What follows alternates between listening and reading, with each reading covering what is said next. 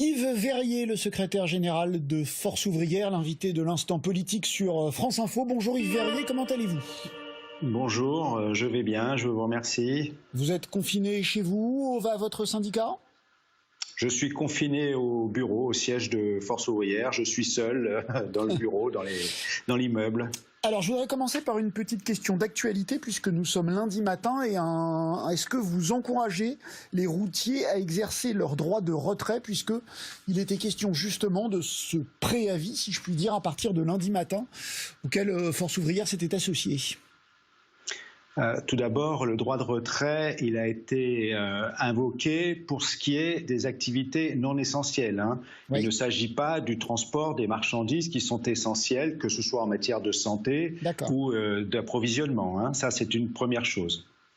Deuxièmement, oui. Pardon. Allez-y, je vous en prie. Oui, deuxièmement, le droit de retrait, il y a une réunion prévue au ministère des Transports aujourd'hui. L'objectif, c'est d'obtenir que soient réquisitionnées, en particulier, toutes les aires de service, l'accès à des sanitaires qui soient nettoyés également, ce qui n'est pas le cas encore suffisamment, et la possibilité de se restaurer correctement. Mais donc, on entend bien ce que vous dites. Pour les activités essentielles, pas question de droit de retrait. Vous êtes d'accord que les routiers doivent continuer à faire leur boulot ? C'est ce que les syndicats qui ont invoqué ce droit de retrait ont dit très explicitement. Très bien, si c'est clair, c'est parfait. Oui, c'est clair. Mais il n'en demeure pas moins qu'ils doivent être protégés. C'est absolument. Est-ce que vous trouvez d'une manière générale que le gouvernement fait trop travailler les Français ? Est-ce que vous seriez favorable à un arrêt plus drastique, si je puis dire, de l'activité en France ? Disons que notre raisonnement, il est conforme à la consigne du confinement, c'est-à-dire concentrons-nous sur ce qui est indispensable, essentiel pour la santé, pour l'approvisionnement. Parce que nous n'avons pas assez de moyens pour protéger, on le sait, les masques, le gel, etc. Donc concentrons ces moyens sur ce qui est essentiel, le reste peut attendre. Et on ira plus vite pour venir à bout de l'épidémie et le reste, du coup, pourra redémarrer plus vite. Oui, mais justement, est-ce que vous trouvez que le gouvernement n'a pas la bonne appréciation de ce qui est essentiel ? Est-ce qu'il fait, à votre sens, encore travailler trop de gens, et y compris donc des gens dans une activité qui n'est pas essentielle ? Je vais vous poser la question différemment. Est-ce que le gouvernement privilégie encore trop l'économie par rapport à la santé des travailleurs ? Le gouvernement, après avoir ouvert grand les vannes de l'activité partielle, c'était le premier discours du président de la République, a semblé s'inquiéter de son impact sur l'économie et la reprise ensuite. Donc il y a un souci qui est exprimé ainsi par le gouvernement, on l'a compris, mais encore une fois, nous disons que plus vite on viendra à bout de l'épidémie, donc en se concentrant sur ce qui est essentiel et en confinant, puisque le confinement est indispensable pour venir à bout de l'épidémie, et bien plus vite la question de la reprise de l'économie se posera dans de meilleures conditions. Donc ça ne nous paraît pas incompatible. Il nous semble qu'un discours clair du gouvernement sur se concentrer sur l'indispensable est nécessaire. Alors, pour essayer que l'activité baisse le moins possible, si je puis dire, le gouvernement a ouvert les vannes, ouvrant le chômage partiel, donnant des aides aux entreprises, et en échange, il demande un effort aux salariés. On l'a vu par les ordonnances qui, effectivement, demandent de revenir de manière temporaire sur un certain nombre de droits sociaux. Est-ce que vous trouvez que les salariés doivent aussi faire leur part du chemin dans cette économie de guerre ? Mais vous savez, les salariés, en particulier, tout ce qui est approvisionnement, c'était évidemment spontané dans le secteur de la santé, malgré que les moyens ne soient pas suffisants. On avait alerté depuis très longtemps.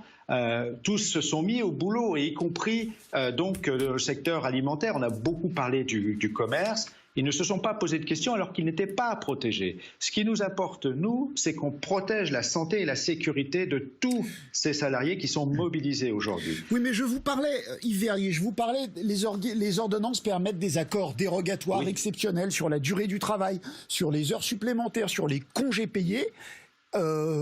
Ça paraît normal à beaucoup de Français que tout le monde, nous sommes dans une économie de guerre, donc tout le monde doit faire une part de l'effort. Est-ce que vous êtes d'accord avec ça ? Acceptez-vous de manière dérogatoire, de manière transitoire, à ce qu'on déroge au droit social habituel ?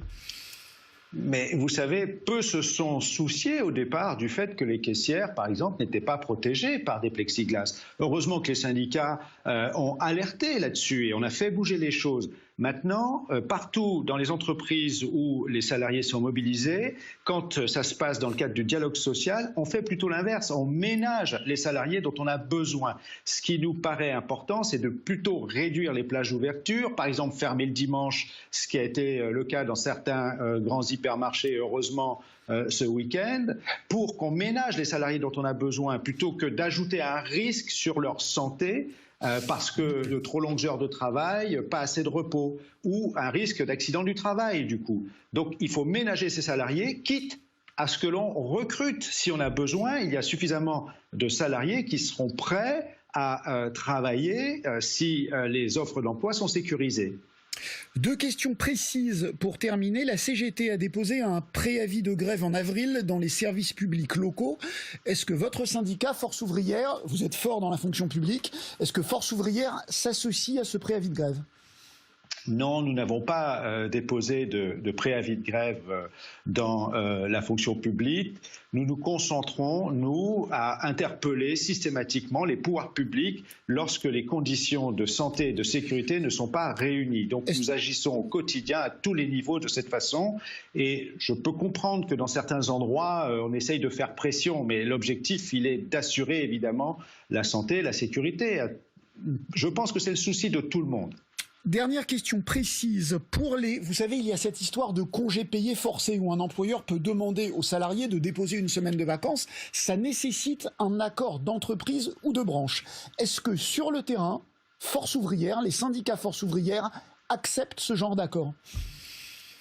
Vous savez, on n'a pas attendu cette ordonnance. D'ailleurs, si au final c'est soumis à un accord d'entreprise ou un accord de branche, c'est parce que la ministre du Travail s'est trouvée confrontée à une levée de bouclier de tous les syndicats, et y compris des organisations patronales qui n'étaient pas demandeurs, de donner un pouvoir d'autorité aux employeurs là-dessus. Donc ça a été renvoyé à une négociation, et ça nous paraît sain que ce soit renvoyé à une négociation. Ensuite, ça se discute par entreprise, essentiellement par entreprise. Et vous savez, parfois, certains salariés eux-mêmes ont préféré pouvoir utiliser, par exemple, ici une semaine de congé, plutôt que d'être en activité partielle à 84% seulement du salaire, parce que en ce moment tombent les loyers, par exemple. Merci beaucoup Yves Verrier, secrétaire général de Force Ouvrière, d'avoir accepté notre invitation depuis votre bureau, donc. Merci à vous.